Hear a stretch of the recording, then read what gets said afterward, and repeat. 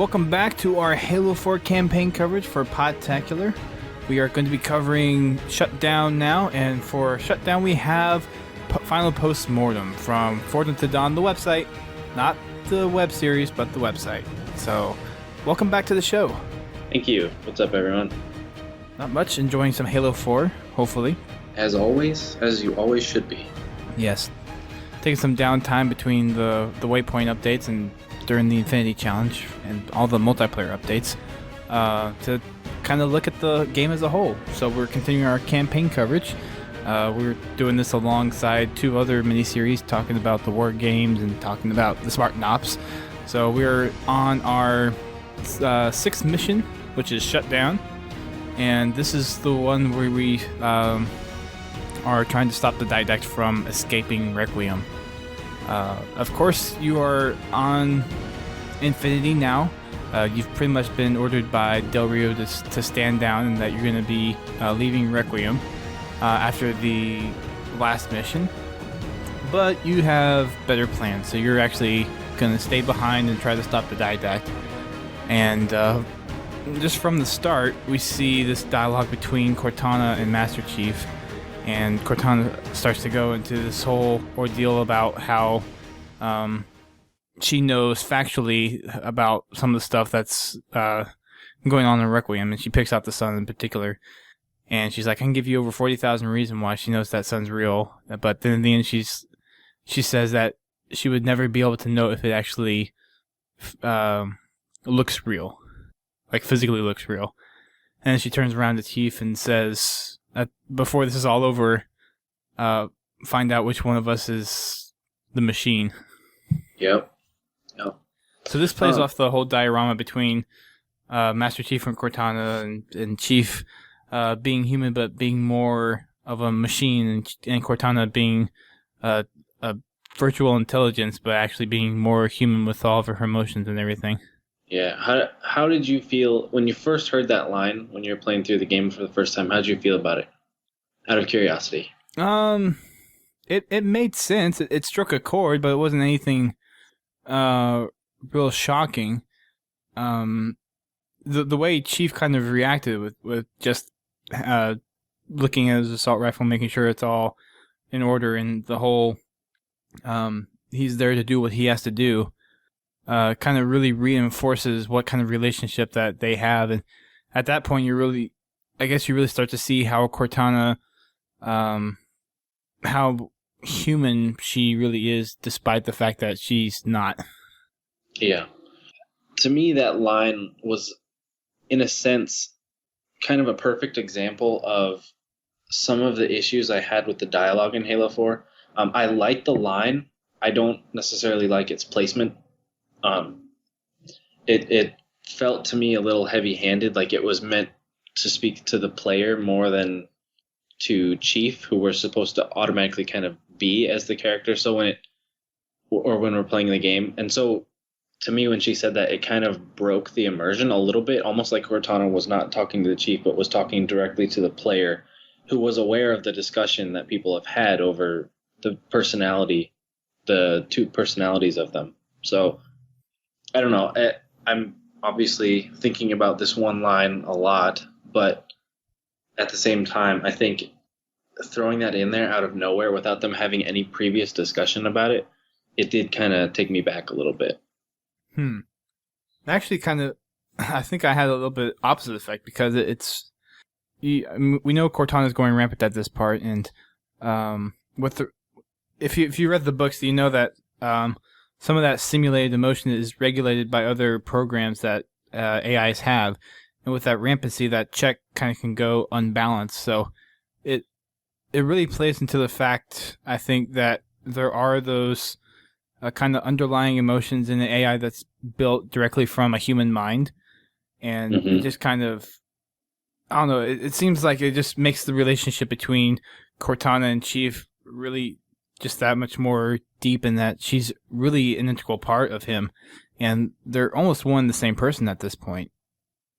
Yeah, that's really how cool. I see it. That's a really good way to think about it, because, and if you read further into that, Chief's reaction by not even responding to that comment, just kind of giving her a look, it does really speak to that's the rampancy in her speaking.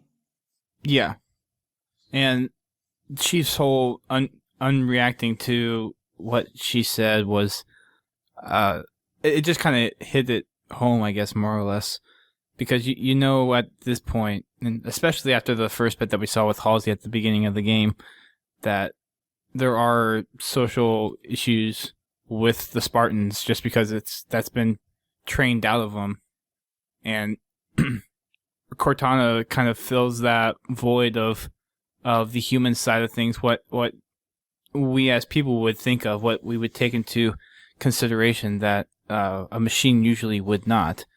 So their roles are kind of dual purpose on each side, because you usually have the AI that's really analytical and trying to figure out the best way to do things and doesn't go against orders that much, but that's what Chief is. And then Cortana, in her current state, is thinking up of all these other things, consequences of actions and all that stuff. Although she still has some regulations that are kind of guiding her on a certain path of following orders and everything, but she has that human side of things, even though she's really just a machine.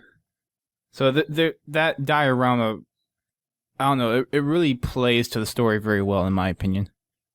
I think the way that their personality and their relationship is expressed throughout the whole game is done phenomenally well.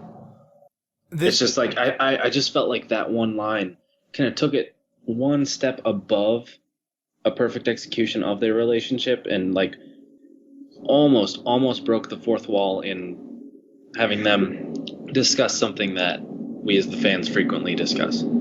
Yeah. I think the campaign for Halo 4 definitely has the most portrayal of the relationship. We know that there's kind of a symbiotic relationship between the Chief and Cortana throughout the rest of the Halo games, and we had that established from Halo 1, but you really never dug into their actual relationship kind of until Halo 3, where we saw a piece of Cortana come back, and she was pretty much in disarray at that point, and then Chief went to go rescue her.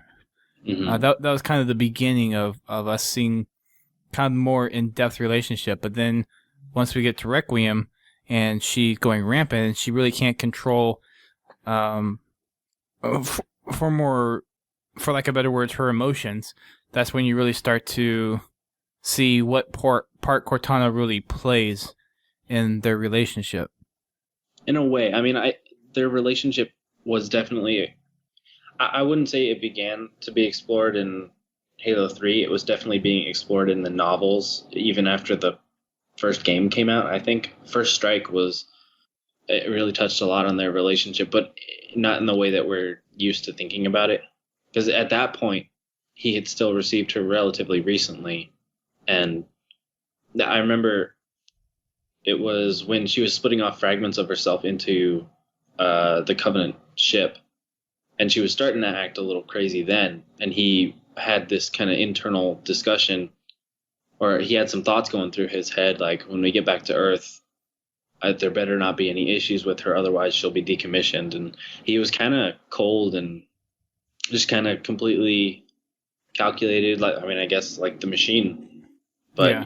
Then over time, of course, that has changed. And I don't know if it's a difference in the writer's approach to their relationship or something that naturally developed, but there's, it's kind of interesting seeing that difference. Well, and then we have the line at the very end of the game during that last cutscene where Lasky comes up to Chief, and as Lasky walks away, you see that kind of spark of humanity come back into Chief now that he's realizing that she's actually gone. Yeah, and that's when he hangs up the suit and is like, I think that's kind of when it hits home. Yeah, right at the very end.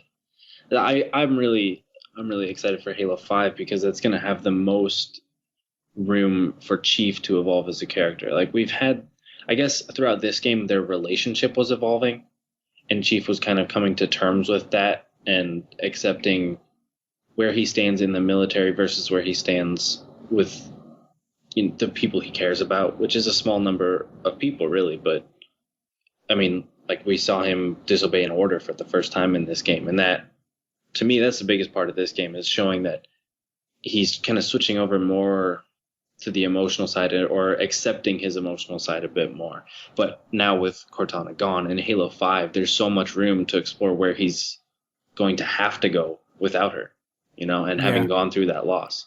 Well, he's kind of snapping out of that follow all orders notion, and kind of is going along tooting his own horn and following his own beat, where he knew what the bigger threat was and that the Didact was going to be a big issue, so he decided to go along with it, being kind of stepping above just the UNSC and actually doing something for himself.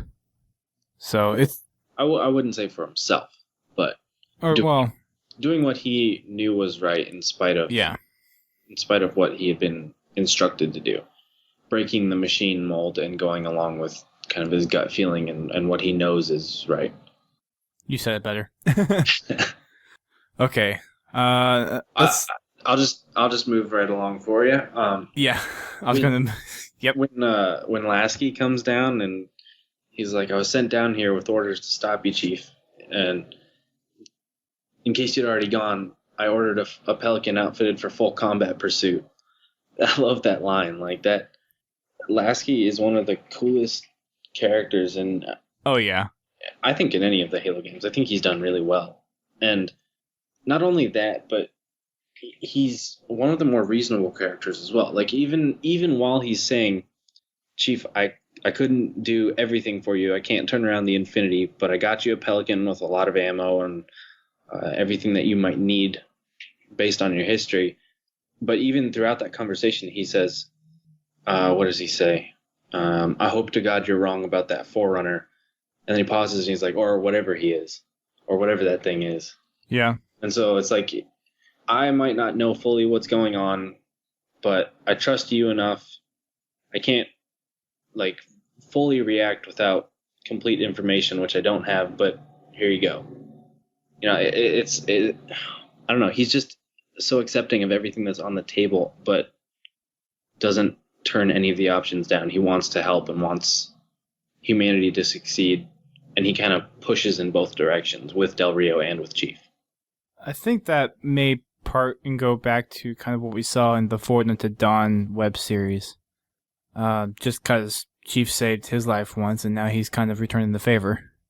Yeah, in a way. Although the stakes are a bit higher. It's no longer his life. It's all of humanity. Yeah. Is it just me, or is the connect between Lasky in Forward Unto Dawn and Lasky in Halo 4 just not quite there? I mean, I know fictionally that ties together, but there's not at any point during the game where I think this is the Lasky that we saw in Forward Unto Dawn. This is just Lasky for the game. Yeah, it's also, you have to also remember, it's Lasky with like over 20 years worth of fighting a war from when we saw him in Forward Unto Dawn.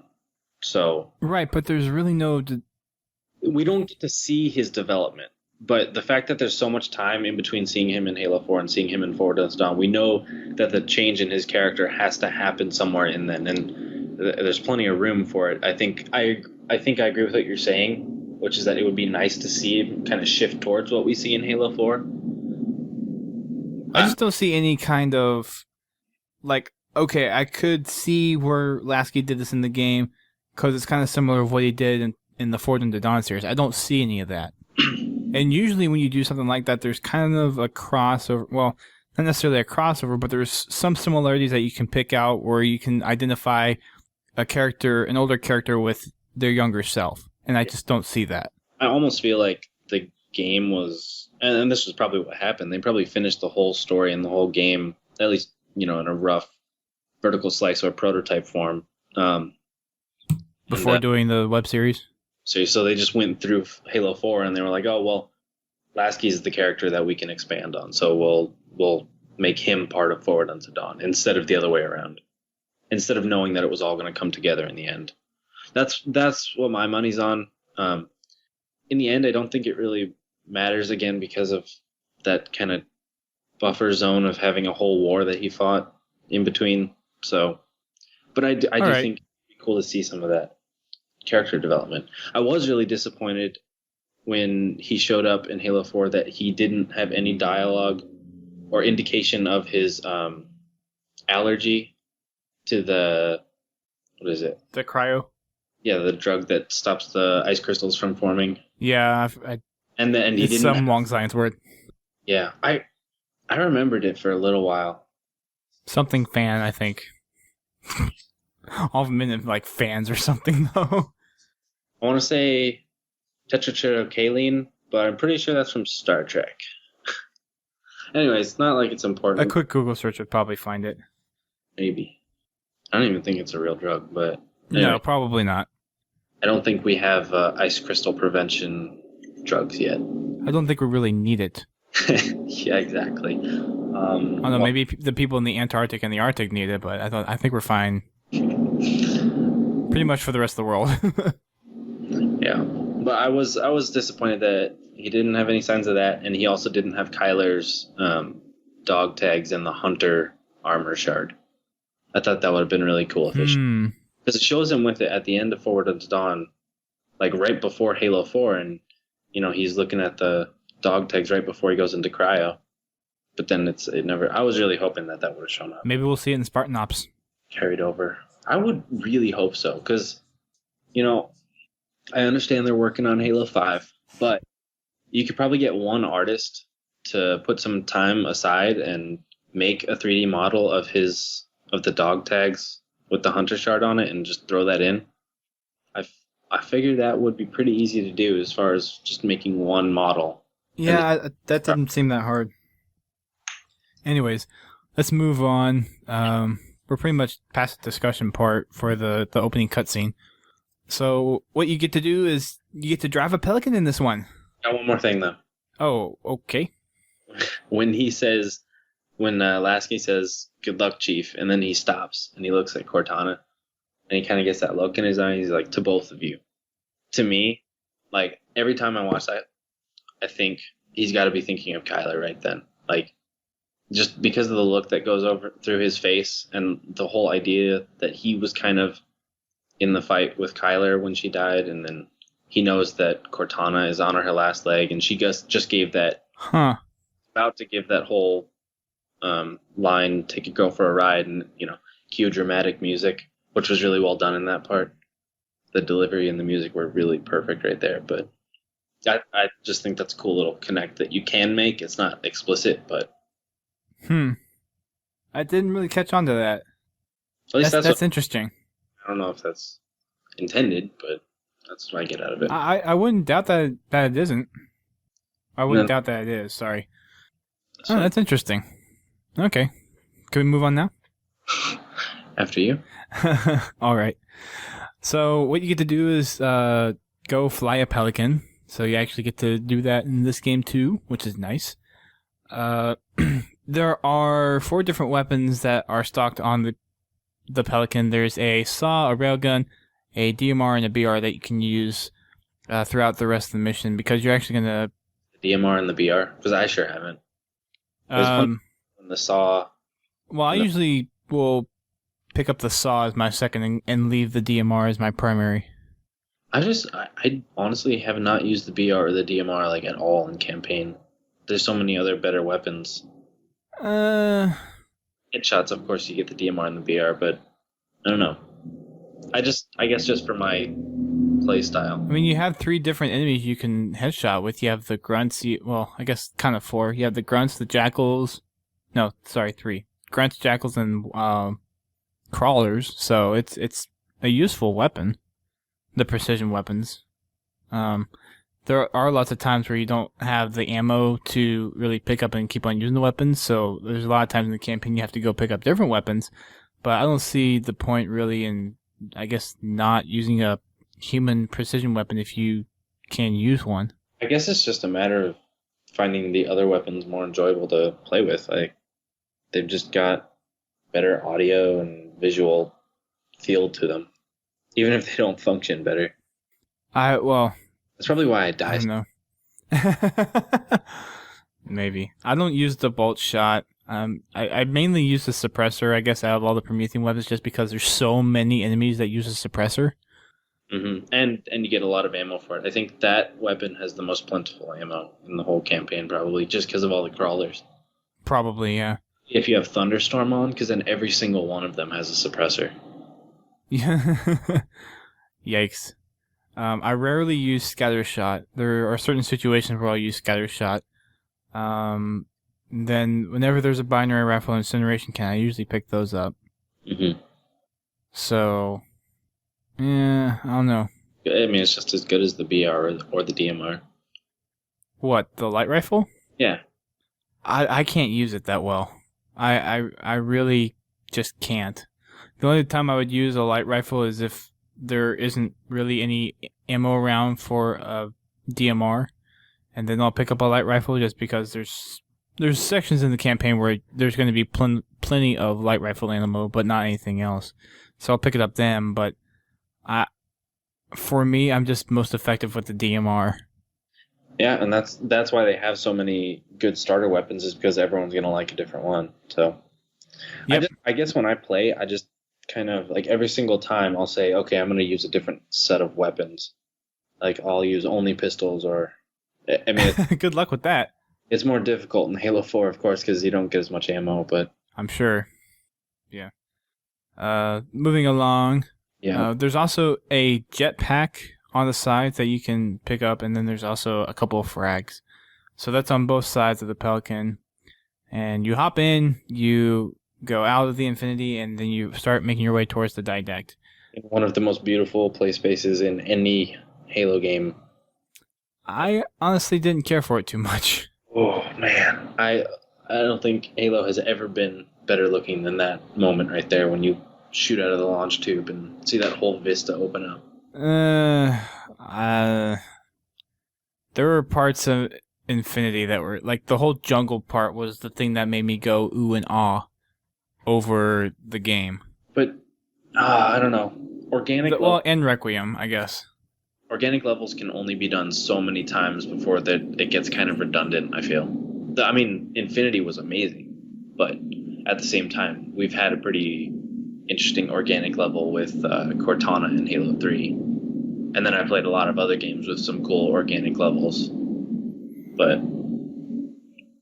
I don't know. I guess for me, the initial part of Requiem where you see that open vista, that was huge for me. And then just the forest in Infinity was just breathtaking. I like the movement through Infinity, the way, like, you can go up the roots of the trees, and it's got a lot of good vertical movement that kind of loops you around through the play space. I really like that. But I felt like the whole level was kind of redundant. Like, okay, I guess that's it. To each his own, I guess. Yeah.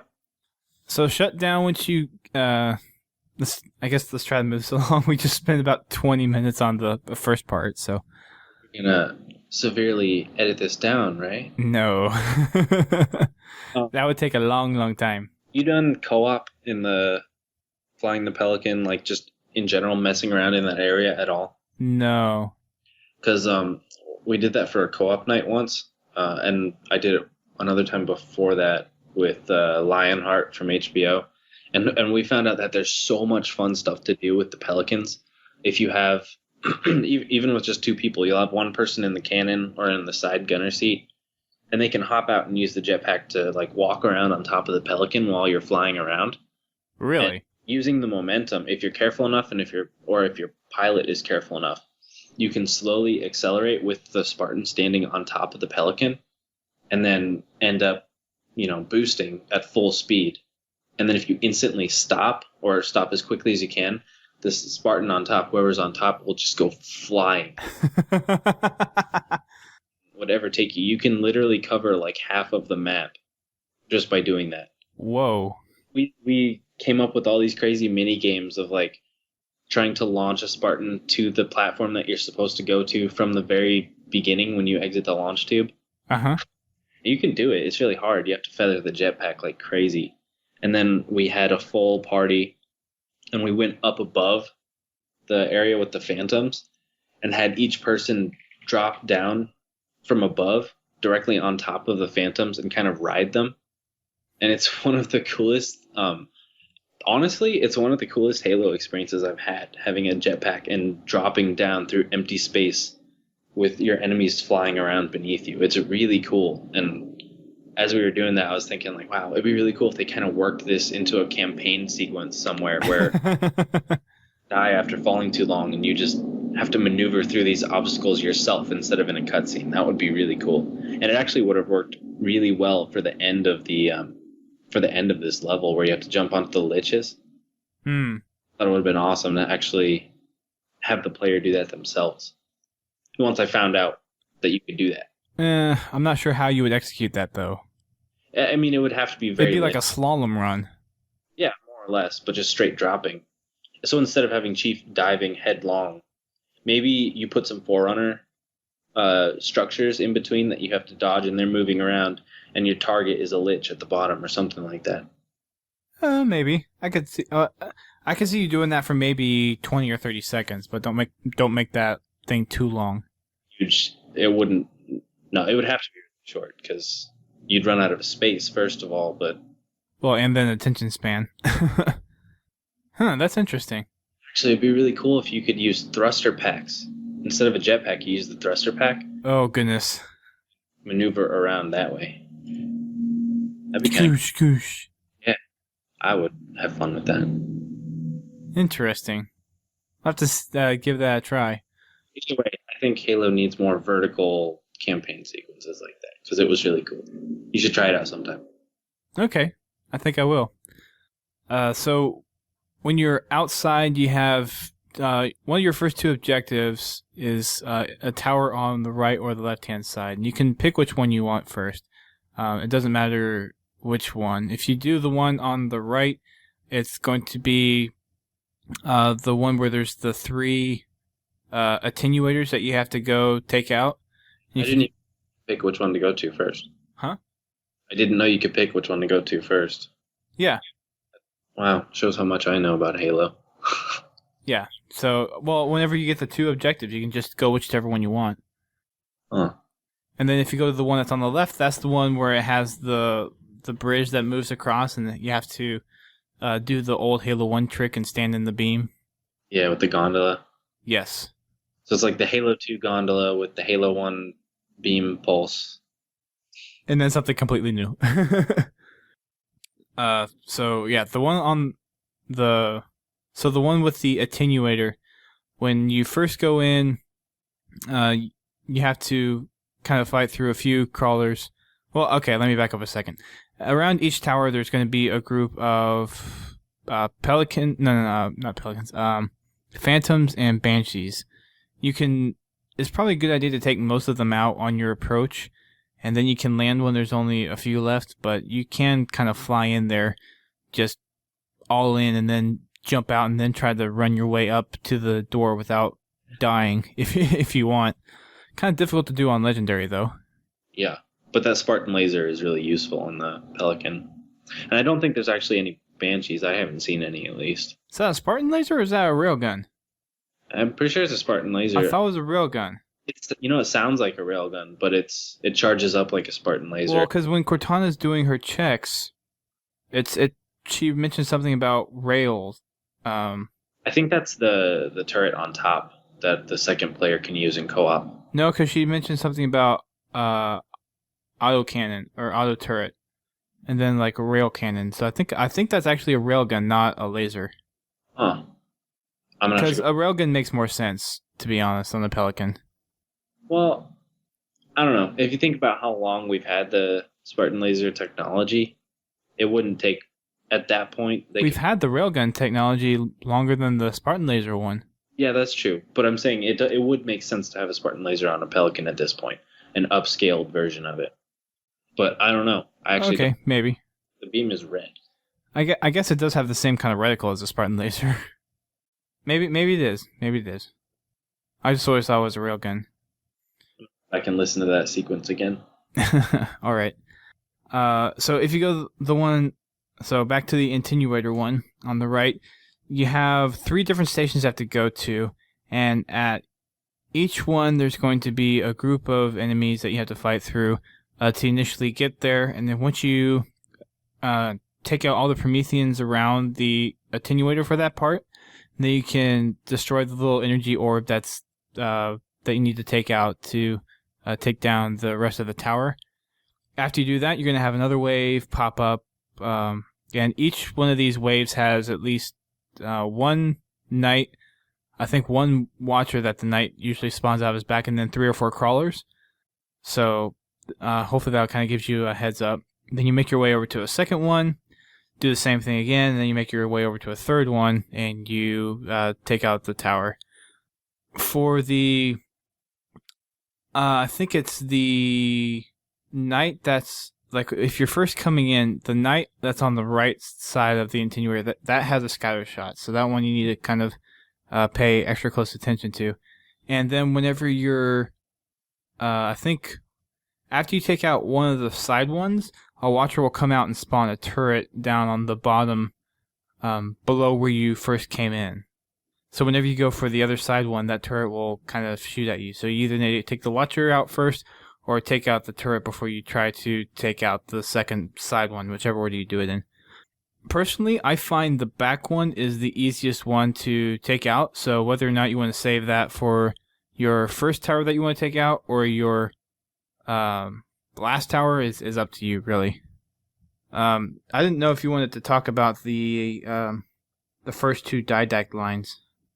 I don't remember the exact lines as they were said, Okay. but I remember... So I actually wrote them down for you. That works out. Since you mentioned that you were going to probably be focusing on the lore.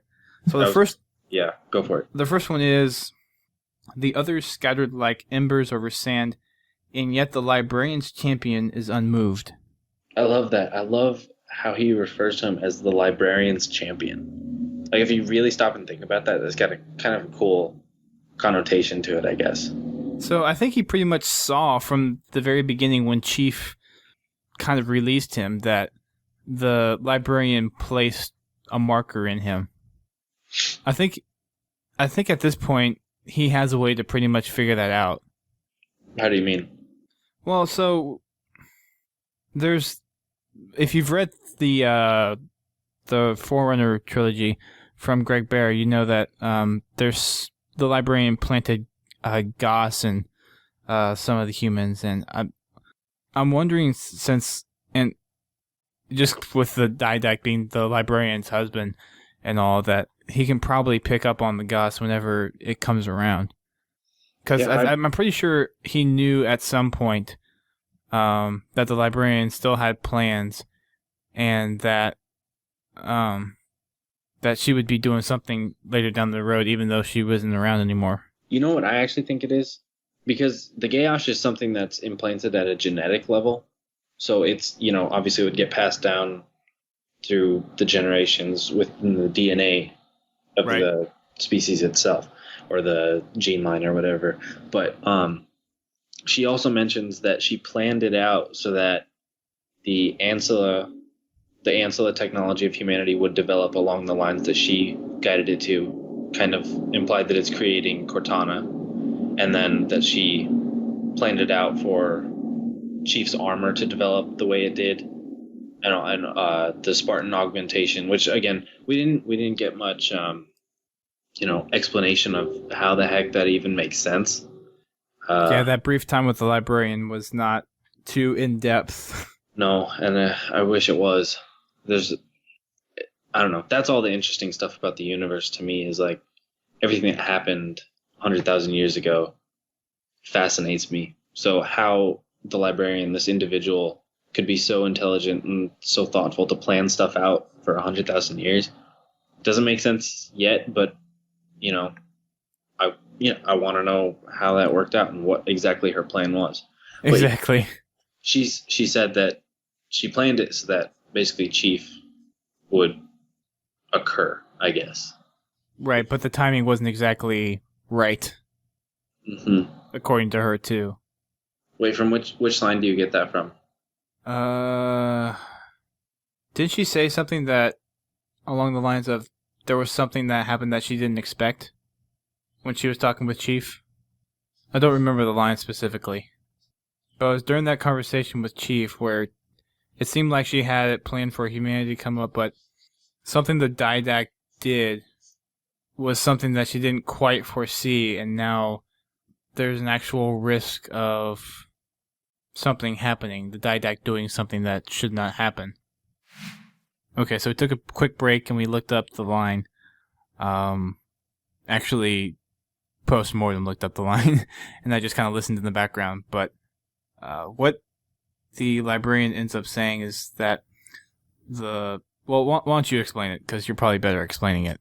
I guess in paraphrasing, that the plan, she had a plan to assist humanity along their path to reclaiming the mantle, but the plan went astray, which I guess we were still kind of talking about whether that was with the Didact waking up again or the Didact trying to compose humanity originally. Well, and you have to think, so back during the events of Halo 3, after you blew up the Ark, that slip space jump that you made, it took you somewhere else that you weren't intending to go. Maybe you know more about this, but I think I heard a theory where a slip space portal like that if it has to escape somewhere, it may escape somewhere else. Well, like if it one becomes unstable, that kind of jump. The whole issue of how the back section of the Forward Unto Dawn got severed by the portal is still something that I honestly still see it as a huge plot hole in Halo 3. And I think Halo 3 has many that people just kind of conveniently overlook over and over again.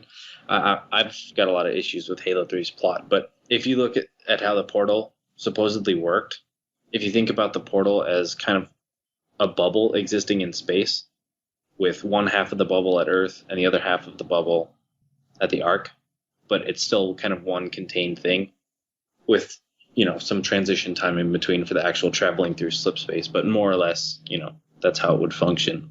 And so if Forward Unto Dawn enters on one side, the side of the Ark, where the Halo is currently firing, and it closes halfway, I wish I could draw a diagram, but if it closes while the Forward Unto Dawn is only halfway through the portal, well, then the forward or the aft section of Forward Unto Dawn wouldn't be in slip space. It would still be left behind at the Ark, in which case Chief would have been blown to bits by the Halo effect.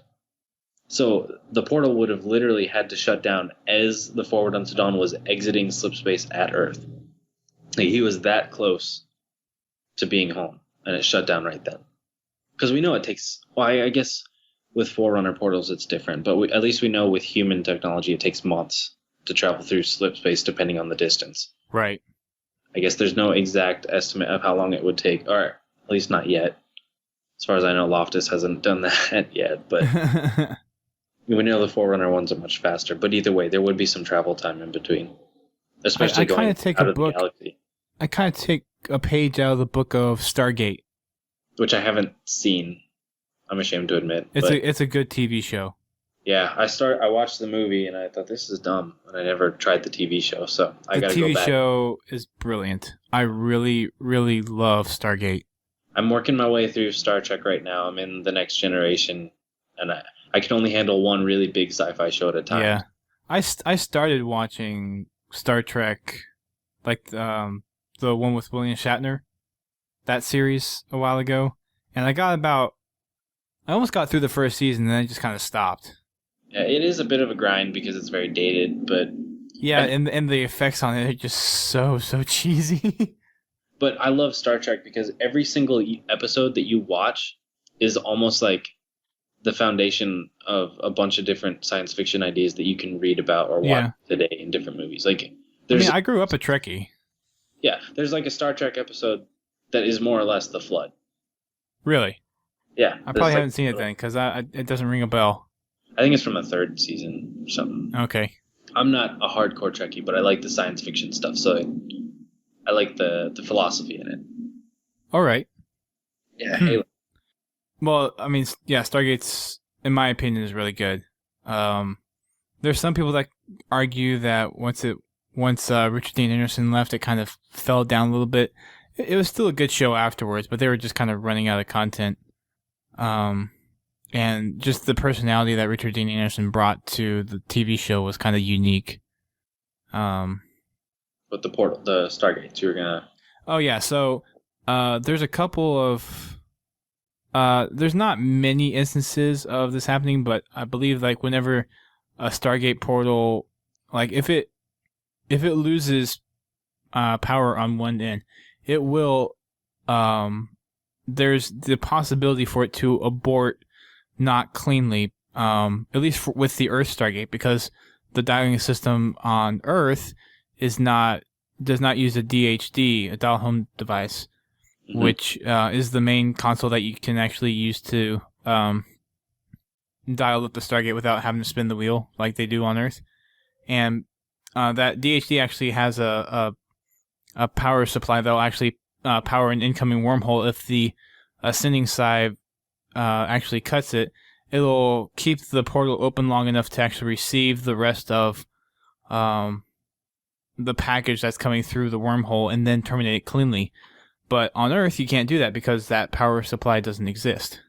So there's a couple of shows where that actually only parts of things come through without the full thing coming through. I think. It's been a while since I actually watched the full series. This is one of the problems with subspace travel in Halo, is that we still don't know all that much about how it works, which they pulled that into the plot and made it so that the characters in the universe also don't know much about how it works. But when you're dealing with Forerunner technology, which, they had a mastery of subspace, I feel like that there should be a little bit more. There should be more definites. Well, do you think they were really expecting a Halo to blow up while one was active? Considering the level of technology that they can manufacture, I mean, the Halo is absolutely the most destructive weapon they ever created. But I don't know, because a portal would be generated by energy, not necessarily matter. So, right? Would the Halo effect, do anything to it? I don't know. Yeah, because it's energy. It's interfering with whatever is holding that thing stable. It's introducing additional power fluctuations that it's probably not expecting. But then also remember that the Halo effect left a lot of Forerunner structures intact and destroyed precursor structures. So we don't know enough about either. But with something that's powered by that much energy, I mean, granted, like you're saying, there's really not enough information there for us to really be able to accurately say what can or can't happen. Yeah, I always assumed that's just part shut down just because it kind of ran out of the sustainability time that it had to run with. Well, if it just shut down, then Chief would just be stuck in slip space. There'd be no way out. Yeah, which would... Well, first of all, it would have to shut down at the very end for the forward on Zidane to get severed and not leave him right at the arc, unless it was torn apart actually in slip space transition.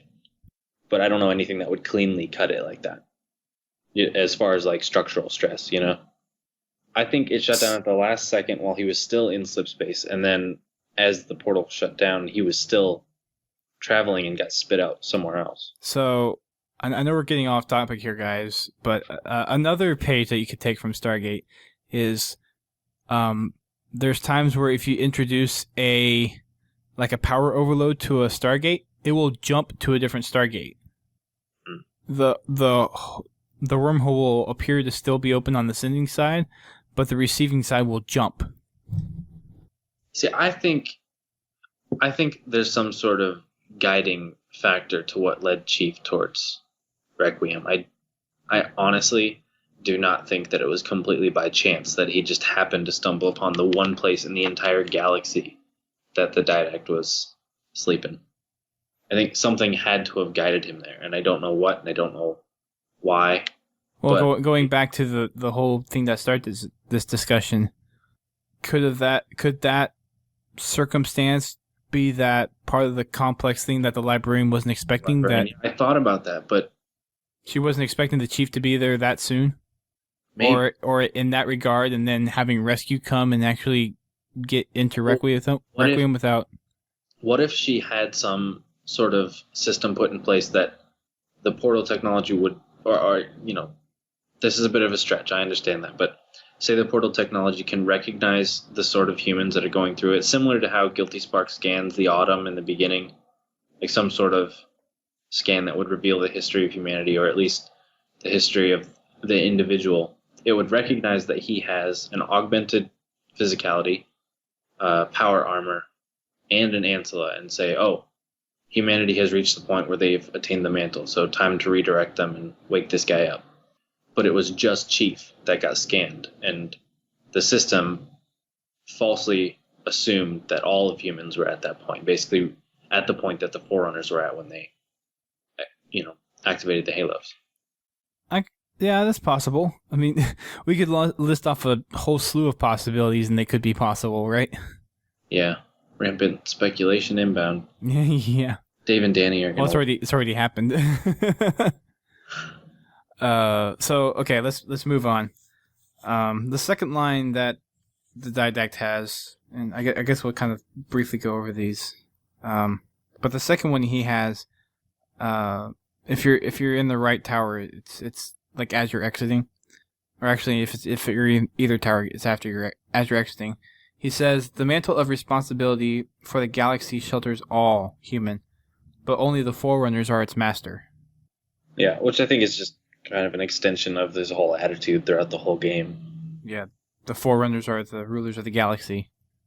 Yep. And as from the bit that we heard from the Librarian, humanity, from the Librarian's standpoint, is meant to re-inherit the mantle. So after you've, if you do the right tower first, you go over to the left tower, and if you want to do the left tower first, this is what you get. You get the, like Postmortem said, you get the gondola ride from Halo 2. There are certain points along the way where you have to stop, get out, activate a switch to get the gondola to go again, and then get back on and fight through waves of enemies. So your first stop is you're going to be fighting Covenant, and once you get through all the Covenant, you'll be able to get back to an area where you can activate a switch to unlock the gondola, but then you have Prometheans that spawn. You go again, you get stopped a second time, you do the same thing, except that's all Prometheans that time. And then once you activate the switch, there's some... Actually, the second time you get stopped, it's just more or less this platform that has to come down so you can get to where you need to go. And you fight through your way through more Prometheans, you get up to the platform, you do the Halo 1 move where Cortana basically overloads your shields to disrupt this energy beam, and then you get back on the gondola ride and go out. Now, one important thing that might help you in your journey down this corridor is that there are two beam rifle crates at the very bottom of the gondola that you can, or binary rifles that you can use on I would save them for the Promethean enemies, because the Covenant enemies are pretty easy to take out with probably your standard loadout. So use those binary rifles on the Knights. The lines for the Didact in here start after you interrupt the energy beam that's in the in that tower, and the lines in here are your actions tread between honor and foolishness. So that one's kind of straightforward, I think. And also kind of hypocritical. Yeah. I think. I mean, how honorable is it to wipe out an entire species? Yes. So his next line is, "You're a fool. Even now your kind tinkers with the composer in the shadow of the third ring. Children and fire who disregard the welfare of the universe." I love that line. That's really well written. It's very just poetic enough. Yeah. I like it. And I guess it's starting to rain now. I'm on the 6th floor, so the roof is directly above me. If you can hear that, I apologize. I can't hear it yet, so I hope it stays that way.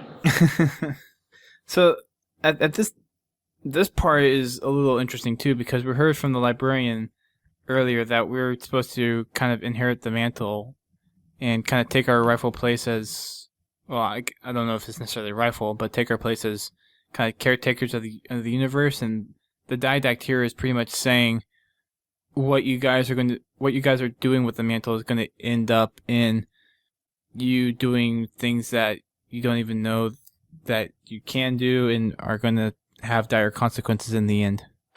Yeah, which, half the time I kind of agree with the Didact stance, and the other half I don't. On this one, I kind of do agree, just because that's how humanity is. Yeah, and in the Halo universe especially, we haven't really shown much maturing in the sense of how we use the technology, the destructive technology that we have at our disposal. And so if that's how we use all of our technological advancements, how are we going to do when we're supposed to be protecting all the other species in the galaxy? Like, I honestly do not think humanity can do it, and I hope that I can be surprised by the end of this storyline. I mean, even if you look at human society now. Oh yeah, especially. It's kind of indicative of how we act as a people. Mm-hmm. And I think that's generally meant to be how humanity is. Right. At this point in the future. Perhaps even worse. The society is definitely, a lot less democratic. Yeah, and then you just have your high up people that want it their way. Yeah. Like Parangoski. Let's introduce a virus into the Sankeli's crops. That's a good idea. That sounds right. That's what the mantle wants us to do. Gosh.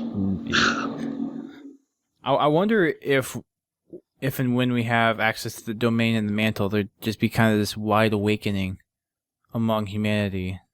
I don't think it would work like that. If anything, we'd access the domain, and all of the personalities and consciousness of the past Forerunners stored there, or whatever beings' memories are stored in there, would see what we were and instantly kick us out. Turn all Forerunner technology against us or something crazy. Yeah, but we'd find a way somehow to bang ourselves all the way in and get to the core of it. Yeah, of course. We're stubborn like that.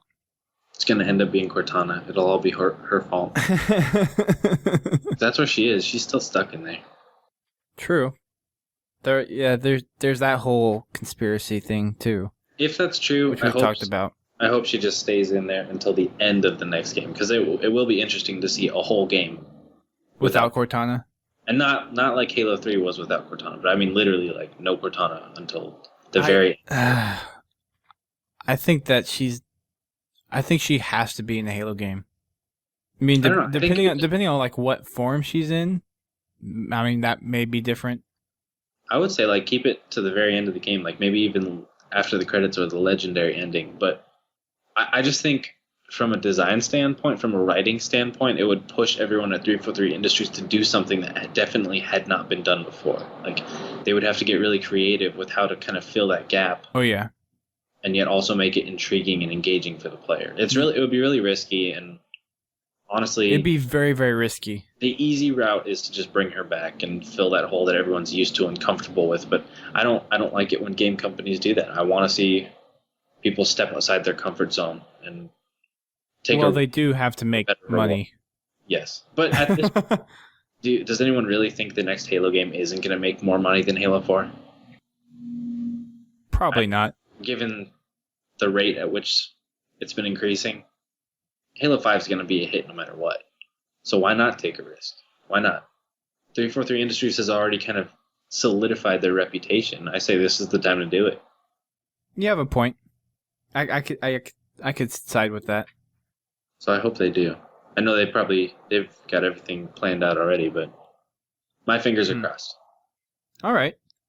Moving along. After you take out the 2 towers, you go over to your 3rd tower, and interesting note here. There's actually a way to bypass those first 2 towers just completely. If you fly over to where the 3rd tower is, which is actually, if you head straight towards the Didact orb and veer off to the right, that first tower on the right, you can actually get behind the door that would actually kind of shudder away when you approach it after taking out the first 2 towers. You can get behind the door and actually jump up through a crack and go into that 3rd tower and bypass those 2 towers completely. Does it still trigger all of the checkpoints and everything? So yeah, so once you get there, it basically bypasses all the rest of the checkpoints, and you get a checkpoint there at the that you would normally get when you go into the tower. So everything. That's interesting. Everything from that point onward would be the same. You just skip over everything else before then, and there's still so much I don't know about Halo 4. It's kind of well that's for speed running. The other thing about that too is you don't get any of the dialogue, so you miss the whole storyline if you do that shortcut. Like all the additional Cortana lines and Didact lines you wouldn't get either if you did that shortcut. So there'd be no point for me doing it. Probably not for you, no. Every time I run through the campaign, though, and think about all the exploits and glitches that are currently being found, I just can't stop about thinking about that comment that one of the developers said, like, that they were surprised that some of the Easter eggs, like intentional Easter eggs, hadn't been found yet. And I'm just wondering, like, how many of them are just hiding in plain sight? Probably. I mean, they've said that there's even Easter eggs in Halo 3 that people haven't found yet. Yeah, of course. Probably in every Halo game. Which is like, how has it not been found yet? It's been out for more than 5 years. Yeah. So I don't think we quite touched on this that much, but all these lines that the Didact are saying are only being heard by Chief. They're not being heard by Cortana at all. Which kind of begs the question, how exactly is Chief hearing these things? Yeah, because you would think if it was in his head, she's also in his head, so she would hear that. If it's coming through the suit, she's also technically in the suit, so yeah. It's almost like, and he even comes out and says, the last line I just read, even now your kind tinkers with the composer in the shadow of the third ring. So he's talking about real-time events, so it's not something that was like pre-recorded in his GOS. Yeah, or however you say that word.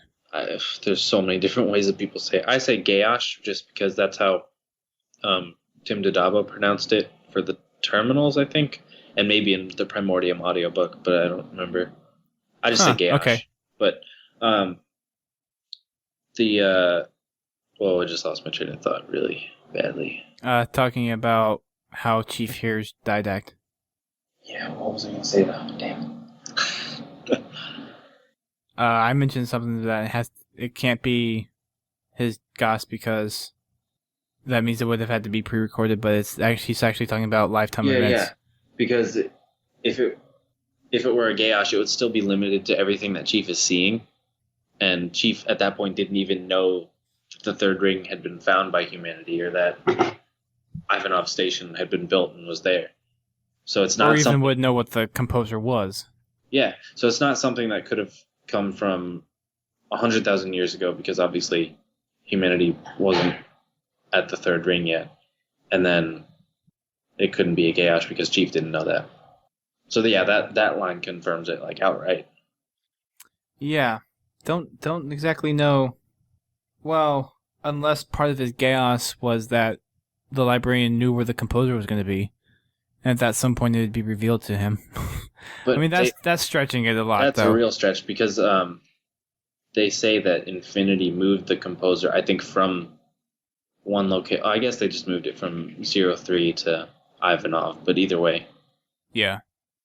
Because when they get, and we'll talk about this in, I guess, the next podcast, when we talk about the mission, but I guess since we're already on the lore track, when the Didact does his initial sweeps, they already... doesn't she say that the Didact doesn't know where the composer is? So it's like he doesn't know if it's not on the ring or not. Well, and then I guess after a few scans, he figures out it's not there, and it's probably on one of the asteroids. Yep. It would be cool to actually see. Would he even be able to scan the whole ring in that short amount of time? I guess if he's hooked up to its systems. But... because you don't ever actually see him kind of exploring the ring and seeing if it's there first. No, you don't. He kind of just goes straight to the station. Or he does? It appears that way. The dialogue says that he doesn't know where it is, but it never says, like, he's looking for it on the ring. Or I guess that's true. Found it on the ring. It'd be cool to kind of see him scanning the ring as well, just for a little bit more story detail. That would be kind of cool. So, as you're making your way out of the second tower, before you get to the third tower, once you get back in your Pelican, there's another line that the Didact says, and he says, "Do you truly think these theatrics can prevent my departure? Embrace your sad fate and retain your nobility. I am already beyond you." That's kind of arrogant. Yeah, of course. What isn't that he says in this game? Retain your nobility, but then wasn't he earlier? He said that Chief was running around foolishly. Yeah, borderline What honor and foolishness. Yeah, what nobility is he referring to? Because as far as we know, he doesn't think that humanity has any. I guess maybe that's kind Well, of I what think in the back of his head, he respects humanity for who they are, I guess. Yeah, it says that in the Forerunner trilogy, but then he doesn't act that way in Halo 4. So, there's the whole theory around which Didact this actually is. And we still don't know. If it's the Born Stellar Didact or the Didact. Yeah. And I think the theory for it's the Didact that has this big qualm with humanity, and then the Born Stellar Didact is more protective of humanity. But they also said that, by the end of Cryptum, Born Stellar had more or less become the old Didact. Right, but there's still parts of... I think there's still... I mean, after he becomes that and after they part ways, I think there's still... They kind of develop a little bit differently. Yeah, I suppose. Because he would have only gotten stuff up to that point of the Didact. He wouldn't have gotten anything after that conversion. Yeah, of course.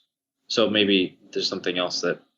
A separation there that we haven't seen yet, which hopefully will show up in Silentium. Because I want to say the Born Stellar one would be the sympathetic one because he... Yeah, you would hope so. Because of the journey that he had with Chakras and... Yeah. The other guy I'm blanking on. Starts with Riser. an R. Riser. Yeah. So I'm thinking his journey with those two, he would be the sympathetic one. And then the Didact, which is the older Didact, would be the one that's like...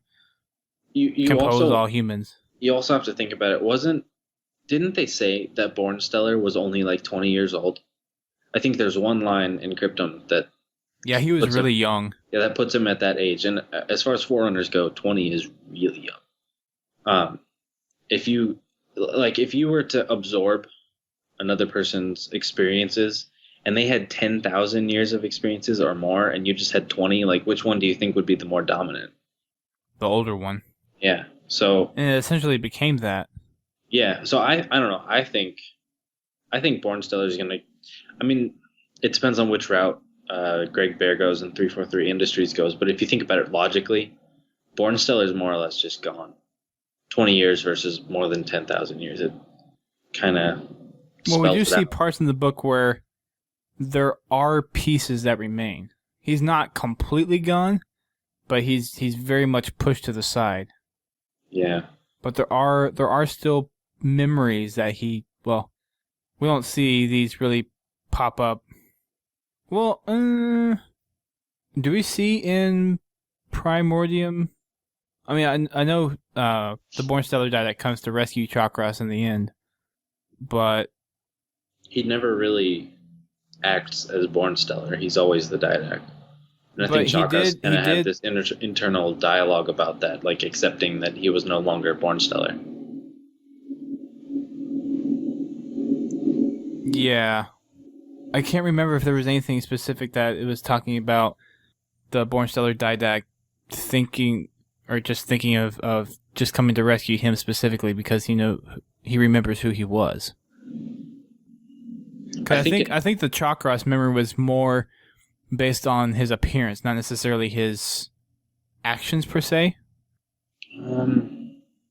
I remember him saying that he wasn't acting like Born Stellar, that he could still detect a thread of the original Born Stellar, but that he was now more or less just the Didact. Yeah, but it's still that thread that kind of keeps him...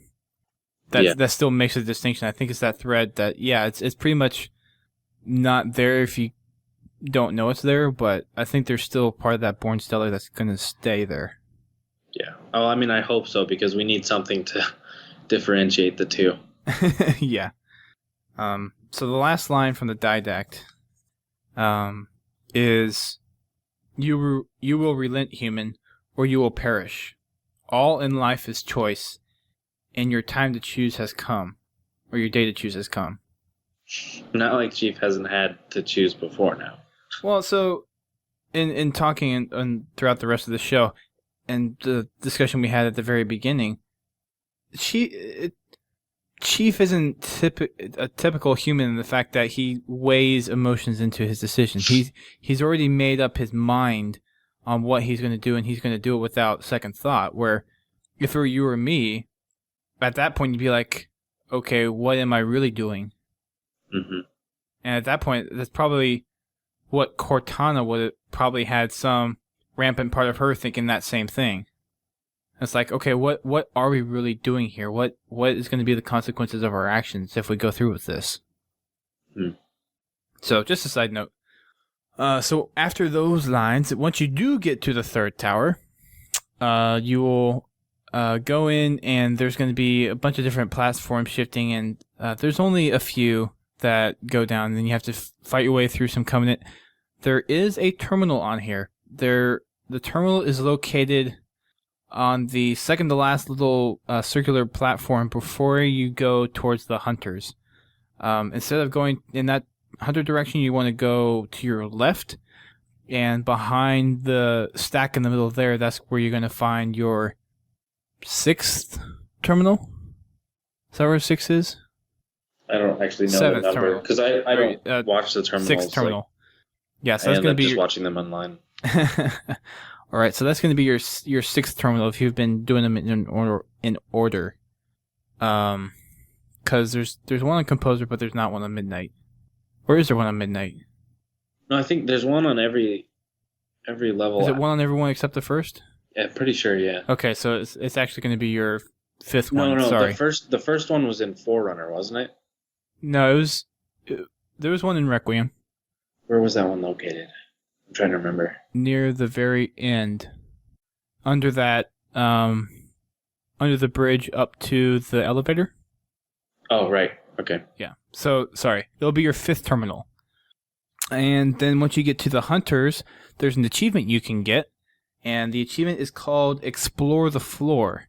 And what you have to do for this one is have one of the hunters either kill the other hunter, I think, or have them fall off the edge, trying to charge you. So they die from falling off. Actually, I think the hunter killing the other one is actually not right. I think you have to trick them into jumping off the side, and then it's worth 20 gamer score. So that's kind of a fun achievement.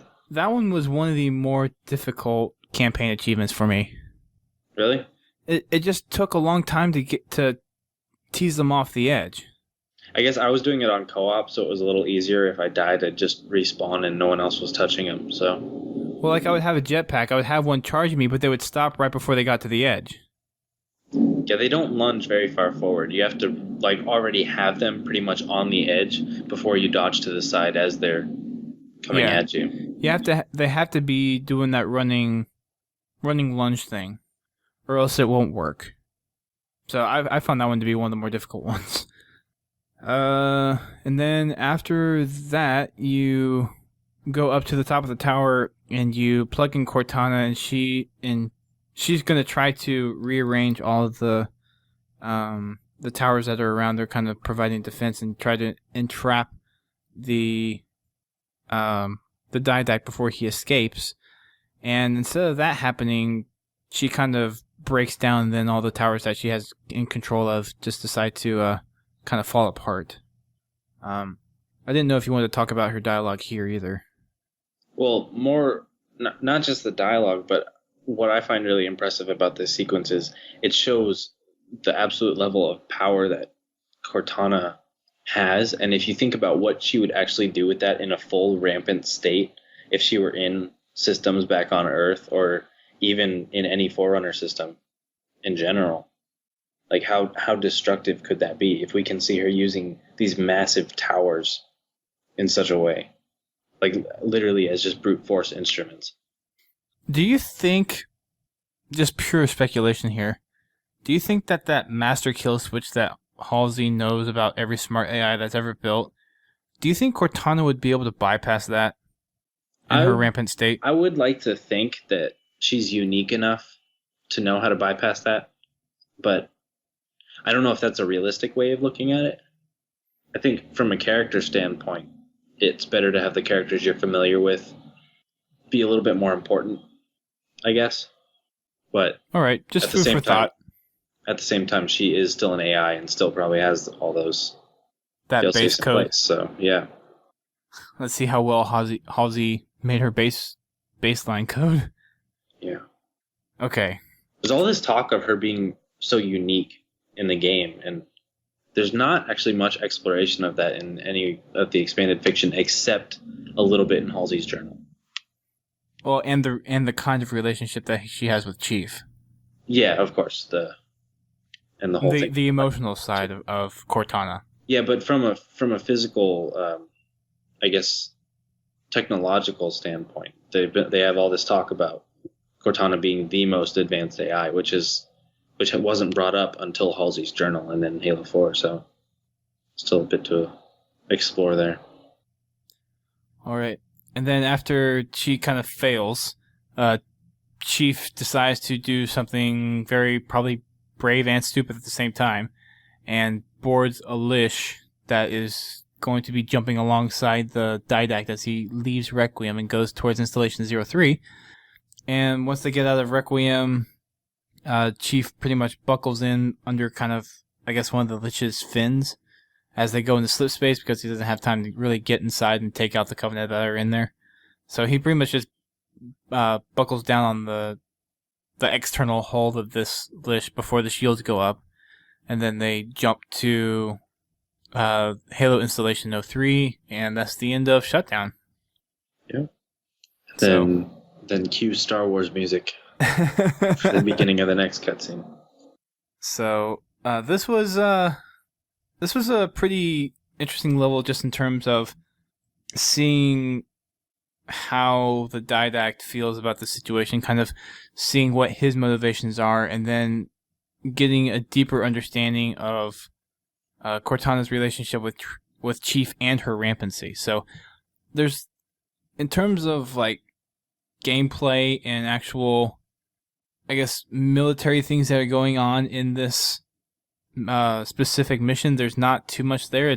This is more of I think a story development mission than it is an actual things are actually developing on a military perspective. Yeah, it definitely has as you can tell by our points. As you can tell by our conversations for this entire show.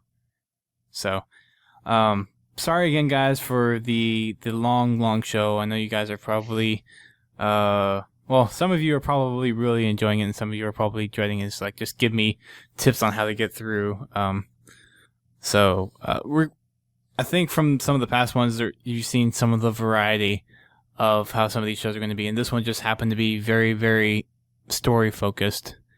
So, apologies to those who were looking for a short show that actually just focused on strategy and gameplay. But hopefully you learned a thing or two about the story if you didn't know before. So I hope this is beneficial to everybody. And if not, well, hopefully our next one won't be as bad. Bad? Come on. Or good. So, all right. Thank you guys for listening. I want to thank FinalPOSTMORTEM for coming on the show and taking the time out to have these wonderful discussions. Remember, you can. You want to plug your site real quick? Yeah. Forward Unto Dawn, www.forwarduntodawn.com. Most of you probably know about us, but if not, we do a lot of great fiction analysis, write articles, do our own fiction podcast. So if you like what you heard here, there's definitely more to find over there. And we're also working on writing a book about the past 10 years of the Halo community, which you can find about at communityevolve.com. So, been a pleasure being here. Looking forward to the next time I'm on. All right. I'm sure we do too. So, thank you guys for listening, and we will see you in the next show for Composer.